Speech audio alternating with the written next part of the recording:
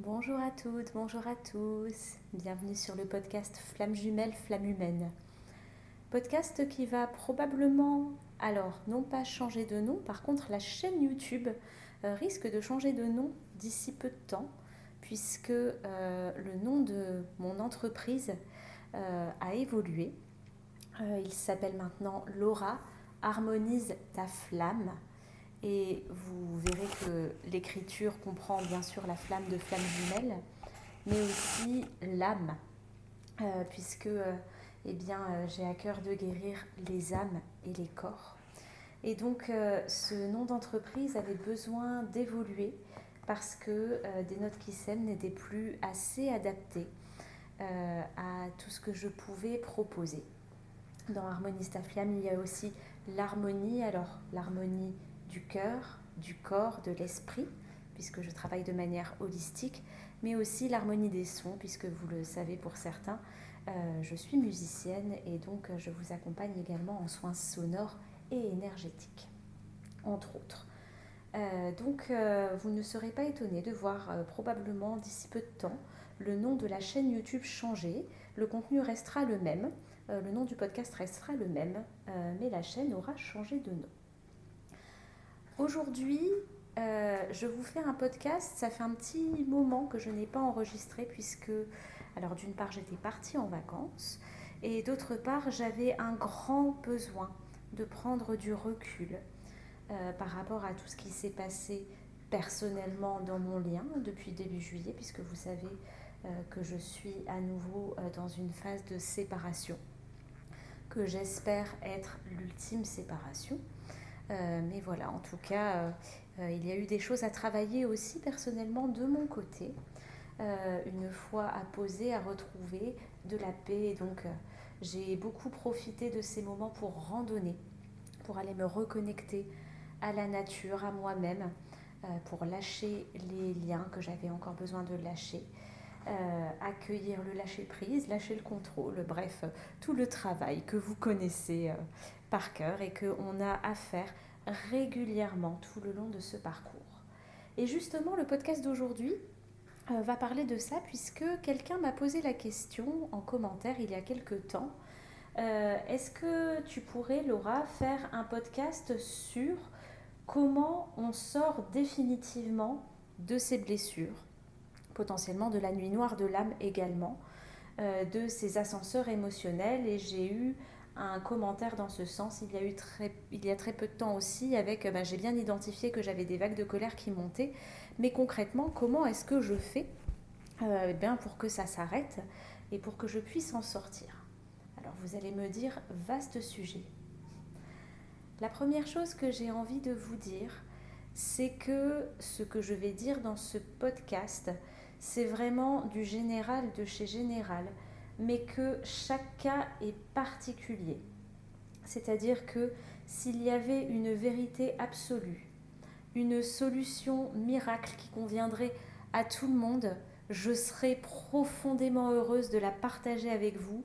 Je pense que je n'aurais pas été la seule et que bien des thérapeutes l'auraient fait avant moi et on n'aurait pas besoin d'aller explorer en individuel avec chacun tout ce qui se joue. Alors, il y a des troncs communs, bien sûr, comme dans le parcours, il y a des étapes communes, mais vous savez que les étapes ne se déroulent jamais de la même manière selon les personnes, selon les duos, selon le moment de la reconnexion, selon la longueur du parcours, selon le vécu de chacun, etc., etc. Donc, ce que je vais vous décrire est un processus général que chacun aura à adapter à soi. Ce qui va convenir à l'un ne conviendra pas à l'autre. Et vraiment, ces conseils généraux ne remplacent pas une introspection individuelle et un chemin individuel. Et je pense sincèrement que ce chemin individuel nécessite d'être accompagné à un moment donné du parcours et notamment au moment de la nuit noire de l'âme. Pourquoi ? Parce que quand on rentre dans ce moment de la nuit noire de l'âme, pour le premier cheminant, c'est généralement à la suite d'un premier dysfonctionnement ou d'une première séparation. Pour le deuxième cheminant, c'est à la suite de ce qu'on appelle le switch, c'est-à-dire ce moment où le premier cheminant a suffisamment travaillé sur lui pour être à un état de stabilité. Et encore une fois, stabilité, complétude, plénitude, j'aime pas ces termes, mais voilà, ne veut pas dire qu'on est bien tout le temps, à 100% du temps.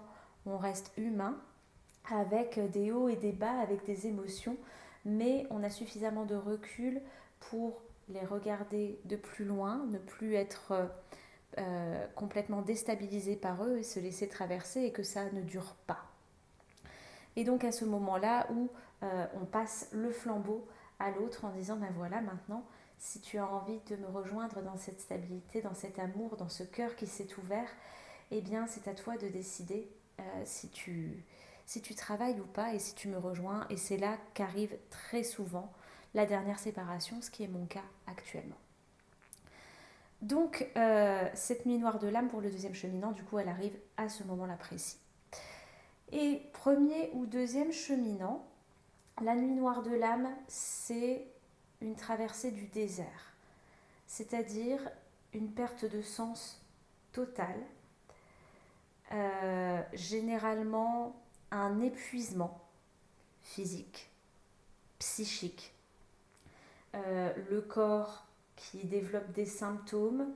Alors ça peut être des maladies avérées, ça peut être, et c'est très souvent le cas chez le deuxième cheminant, du j'ai mal partout, un petit peu comme de la fibromyalgie, mais qui ne va pas durer. Et quand on va consulter un médecin, parce qu'on est inquiet, eh bien on ne trouve rien.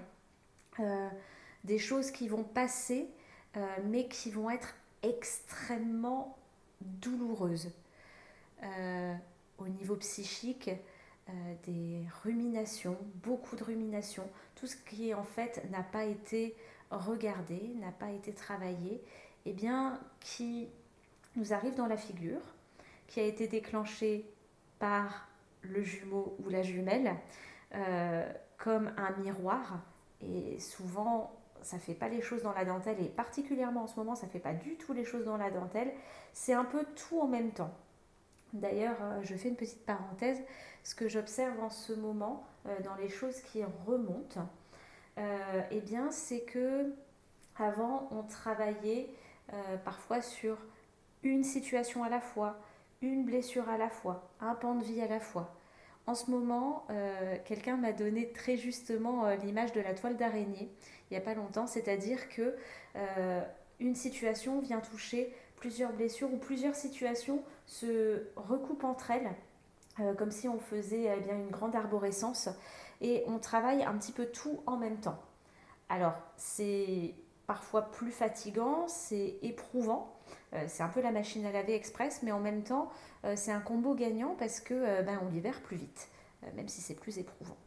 Et le fait que nous soyons dans un mois 8, donc un mois karmique, avec une élévation vibratoire et une élévation vibratoire du taux de la Terre très forte depuis le 15 août notamment, et que nous soyons en plus en année 9, une année de conclusion, de clôture de tous ces schémas, où on laisse derrière nous tout ce qui n'a plus lieu d'être pour repartir en année 1 avec des graines toutes neuves, si on en fait le travail, et bien tout ça fait un combo assez fort. Et bien la NNA, la nuit noire de l'âme, c'est un petit peu ça, c'est tout qui arrive en même temps, et c'est un peu comme une montagne. On ne sait pas par où commencer, on n'en voit pas nécessairement le bout, comme le désert, on voit du sable, du sable, du sable, et par où on va.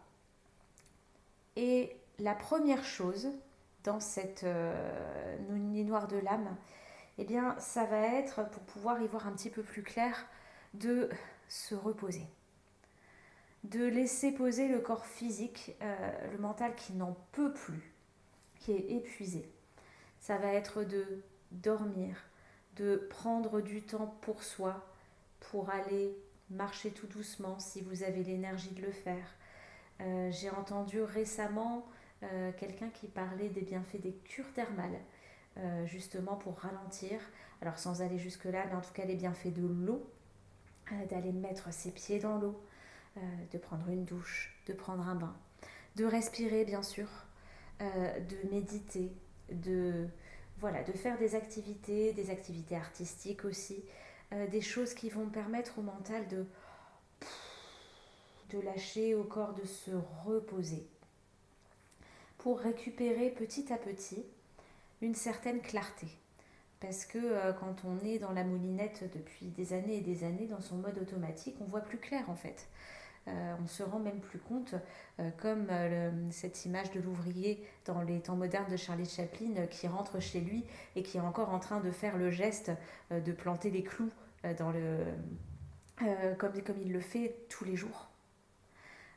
Voilà, on a besoin de prendre du recul pour récupérer de la clarté.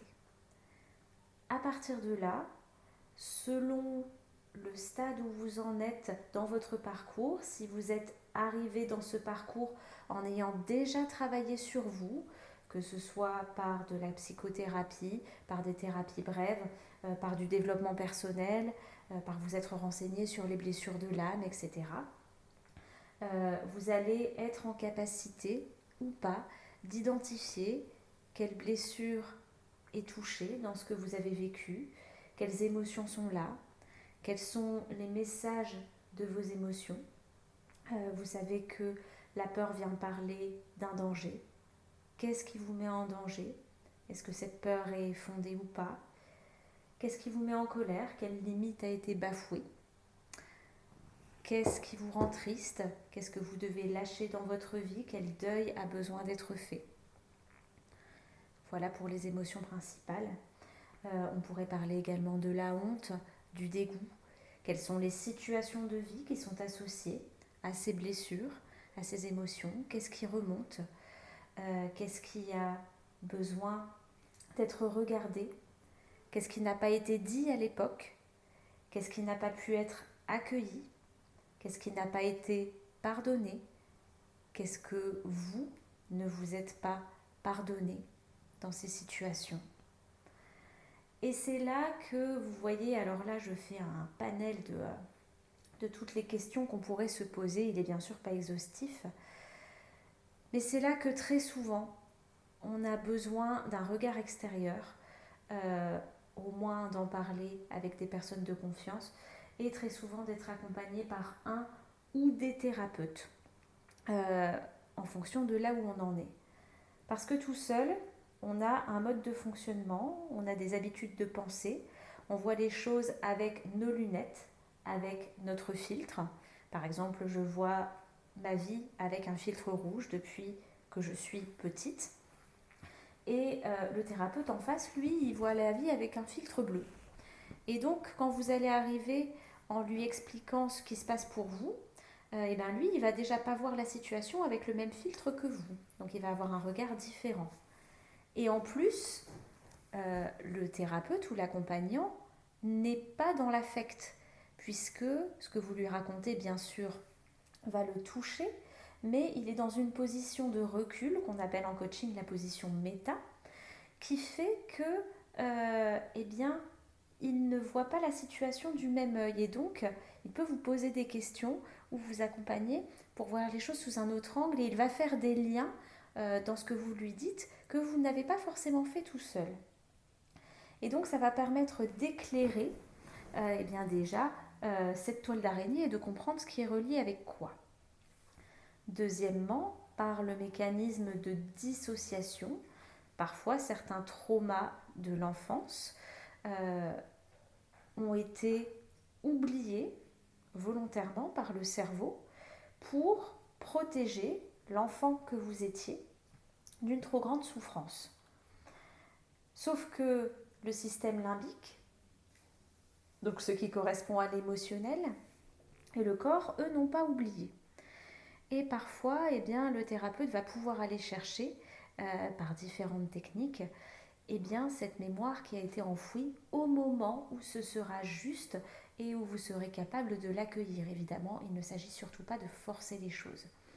Mais une fois que cette mémoire est revenue, eh bien là, on peut travailler dessus. Et ça, c'est difficile de le faire tout seul. D'autre part, si on va toucher à des mémoires transgénérationnelles, c'est-à-dire ce qui vient des lignées familiales, qu'on va traiter, alors pour ma part que je traite en constellation ou en psychogénéalogie, qu'on peut traiter aussi par d'autres biais, ou à des mémoires karmiques, donc tout ce qui va concerner les vies antérieures. Donc là, on va aller voir ça en soins énergétiques, certains par la médiumnité ou par des guidances. Alors ça, pour le coup, ça n'est pas mon cas, mais d'autres thérapeutes font ça extrêmement bien. Eh bien, ça aussi, ce sont des choses qu'on a du mal à aller chercher tout seul parce que on voit l'impact que ça a dans notre vie, mais on a l'impression que ça nous dépasse, et à juste titre, puisqu'on n'a tout simplement pas les informations. Donc, dans cette période, ça va être important déjà pour vous de poser un peu sur papier tout ce qui vous vient, de commencer à relier ce que vous êtes capable de relier et de voir ensuite ce que vous êtes capable de transcender tout seul, ou là vous avez besoin d'aide pour y voir clair et où vous avez besoin d'outils, de protocoles, de marches à suivre, par exemple, si je prends le soin énergétique qui va aller nettoyer les mémoires et reprogrammer l'ADN, eh bien ça c'est difficile de le faire tout seul. Même quand on est formé aux soins énergétiques soi-même et qu'on s'applique des auto-soins, les auto-soins fonctionnent très bien, mais c'est toujours beaucoup plus efficace et beaucoup plus fort d'aller faire un soin par quelqu'un d'autre. Je sais personnellement que quand c'est une petite chose, eh bien, je vais m'accompagner d'un auto-soin, mais quand je sens qu'il y a vraiment des mémoires assez lourdes, je fais appel à un collègue ou une collègue pour me faire le soin énergétique, pour que ce soit eh bien, beaucoup plus efficace et beaucoup plus fort au niveau des énergies. Voilà donc ce que je peux vous dire. Ce sont bien évidemment des généralités et j'insiste vraiment sur le fait que chaque chemin est individuel, que chacun va être touché par les blessures de l'âme, le rejet, l'abandon, l'humiliation, la trahison, l'injustice, d'une manière personnelle qui lui appartient, et que d'une même situation découlent plusieurs perceptions différentes en fonction des personnes, et donc ce n'est pas forcément la même blessure qui est touchée. Et c'est pour ça que c'est vraiment important d'aller observer la situation de son œil à soi. Si je vous donne un exemple, par exemple, si votre jumeau fait un silence radio pendant 3 jours et ne vous répond pas, certaines personnes vont trouver ça profondément injuste et irrespectueux. C'est la blessure d'injustice qui va être touchée. D'autres vont se sentir complètement abandonnés, d'autres vont se sentir rejetés, d'autres vont se sentir trahis, etc., etc. Et ça dépend vraiment eh bien, de la blessure dominante qui est là à ce moment-là et de ce que vous avez besoin de travailler par rapport à votre histoire et à votre vécu. Donc chaque chemin est individuel, chaque chemin nécessite une introspection personnelle et nécessite un accompagnement individuel qui peut être avec un thérapeute qui vous suit entre guillemets de A jusqu'à Z, qui peut être une séance ponctuelle avec le même thérapeute ou avec des thérapeutes différents parce qu'on n'a pas toujours besoin de la même thérapie, du même outil en fonction de là où on en est sur le parcours. Ça peut être également sous forme de thérapie collective, sous forme de stage, comme j'en propose et d'autres thérapeutes en proposent également. Et la force du collectif, eh bien, c'est que chaque histoire vient résonner d'une certaine manière, et surtout chez les flammes jumelles, avec l'histoire des autres, et que donc on guérit aussi à travers ce que les autres libèrent devant nous et posent devant nous. Et vraiment, le collectif est magique. En constellation familiale, c'est pareil. Que vous veniez poser votre constellation ou représenter, les représentants libèrent aussi grâce à cet effet miroir et cette force du collectif. Mais c'est important de ne pas rester tout seul avec sa souffrance. Pour donc conclure sur comment guérir définitivement ces blessures, on sait qu'on est en voie de guérison quand progressivement, quand une situation vient toucher une blessure, eh bien on sent que la blessure est moins forte, l'émotionnel dure moins longtemps, on prend plus vite du recul, on sait plus facilement faire la part des choses, on agit différemment. Et petit à petit, donc, la blessure se banalise perde son impact jusqu'à ne quasiment plus nous faire réagir. Il y en a qui iront jusqu'à ne plus nous faire réagir du tout. Mon point de vue qui n'engage absolument que moi, c'est qu'en tant qu'humain, je ne sais pas si on peut affirmer un jour avoir guéri complètement ses blessures, mais en tout cas avoir suffisamment de recul et de stabilité pour pouvoir les accueillir et que ça ne nous déstabilise plus au-delà de cette réaction émotionnelle qu'on ne peut pas enlever, puisque dans l'ordre, eh bien, c'est toujours notre cerveau reptilien qui va réagir en premier, suivi du système limbique, et c'est ensuite seulement que le cortex apparaît pour comprendre, analyser ce qui se passe, trier, rationaliser et faire le bilan. Mais en tout cas, on sait qu'on est sorti de sa NNA quand on a remis en cause pas mal de pans de sa vie, déjà nettoyé plusieurs situations, libéré suffisamment de blessures pour sentir que eh bien, la lumière revient, qu'on a retrouvé un axe, qu'on a souvent fait un petit peu de tri dans notre environnement, dans ce qui nous convient encore, ce qui ne nous convient plus dans notre vie professionnelle, dans notre vie affective, dans notre lien, dans nos réactions. Et que on ne sait pas encore forcément complètement où on va, mais en tout cas, on sait ce qu'on ne veut plus et on pose des actions pas à pas pour aller vers ce qui nous convient le mieux et on se sent de plus en plus stable en retrouvant des moments de joie. Et donc la joie qui revient d'abord de manière épisodique, puis de plus en plus régulièrement dans notre vie, est un formidable indicateur de la sortie de la NNA. Voilà ce que je pouvais vous dire pour aujourd'hui. J'espère que ça vous aura aidé à y voir plus clair dans le processus. Et je vous invite vraiment à prendre ce temps pour vous, pour introspecter personnellement. Cette introspection ne passe pas que par l'écoute de podcasts en extérieur. Elle passe par un vrai travail personnel. Et si vous n'allez pas regarder exactement ce qui se joue en vous, seul ou accompagné, eh bien, vous allez manger de l'information, mais vous allez passer à côté de ce qui se joue vraiment pour vous. Et donc, vous allez eh bien, simplement travailler en surface et la situation va se représenter et la nuit noire de l'âme va se prolonger où il va y en avoir plusieurs. Voilà. N'hésitez pas si vous ressentez le besoin d'en discuter, d'être accompagné. Vous avez toutes les informations sur les accompagnements que je propose en barre de description en allant voir sur mon site internet. En tout cas, je vous souhaite plein de belles choses, plein de courage dans cette période très chamboulante mais très libératrice que nous sommes en train de vivre en ce moment, en ce mois d'août. Je vous embrasse et je vous dis à très vite pour un prochain épisode.